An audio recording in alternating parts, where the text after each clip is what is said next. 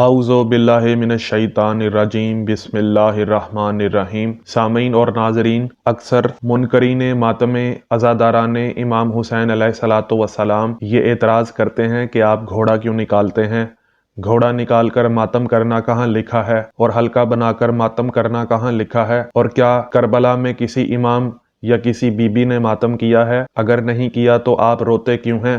آپ پیٹتے کیوں ہیں؟ اور شہید تو زندہ ہوتا ہے تو آپ زندہ و جاوید کا ماتم کیوں کرتے ہیں؟ تو اس بارے میں ریاض القدس جلد 2 صفحہ نمبر 363 باب مقتل سے ذوالجناح کا در خیمہ اہل بیت پر پہنچنا سے ایک روایت پیش کرنے لگا ہوں۔ اس میں لکھا ہے، صاحب ریاض لکھتے ہیں کہ جب ذوالجناح نے یہ دیکھا کہ لشکر عمر ابن سعد کا امام مظلوم علیہ الصلوۃ والسلام پر ہجوم ہو رہا ہے اور ملائین آپ کے قتل پر آمادہ ہیں، پس ذوالجناح خیام کی طرف روانہ ہوا کہ خیر کرے۔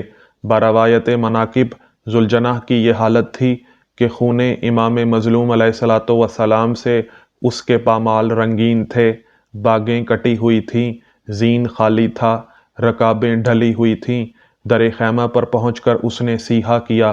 اہل حرم در خیمہ پر آئے، خالی گھوڑا دیکھ کر واہ حسینہ واہ مظلومہ کی صدائیں بلند ہوئیں۔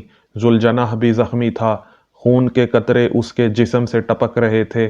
سکینہ خاتون ذوالجناح کے قدموں کو لپٹی ہوئی کہہ رہی تھیں، ذوالجناح میرے بابا کو کہا کیا؟ ام کلثوم کہہ رہی تھیں، ذوالجناح جب تو گیا تو تیرا راکب یعنی امام حسین علیہ الصلوۃ والسلام موجود تھے، تو خالی واپس آیا ہے۔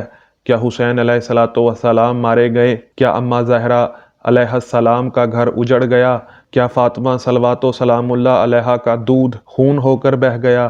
ذوالجناح اس وقت صیحہ کر رہا تھا، سوموں کو زمین پر مار رہا تھا اور سر سے اشارہ کر رہا تھا کہ حسین علیہ الصلوۃ والسلام میدان میں رہ گئے ہیں۔ میں بے سوار ہو گیا۔ اہل حرم سمجھ گئے کہ حسین علیہ الصلوۃ والسلام مظلوم پر کوئی تازہ بلا آئی ہے، اور درمکی لکھتے ہیں کہ مخدرات حضرات اور امام حسین علیہ الصلوۃ والسلام کی دختران یعنی بیٹیاں جب ذوالجناح کو اس حالت میں دیکھا تو خیمے سے باہر نکل آئیں اور زلزلہ و ولولہ پیدا ہو گیا، اور اہل حرم منہ پر تماچے لگا رہی تھیں، گریبان چاک کر دیے، عورات سروپا برہنہ سینہ کوبی کر رہی تھیں، آنکھوں سے آنسو جاری تھے، واہ ماما ہو واہ سیدہ ہو کی صدائیں بلند ہو رہی تھیں۔ درمیان میں ذوالجناح تھا اور اہل حرم حلقہ بنائے ہوئے تھیں۔ تمام مخدرات جن کی تعداد 64 تھی ذوالجناح کے گرد جمع تھیں۔ یہ پہلا جلوس ذوالجناح تھا جس کی رسم خود ذوالجناح نے ڈالی ہے، اور اہل حرم ماتم کنا تھیں، اور ذوالجناح بھی اہل حرم کے ساتھ گریاں کنا تھا۔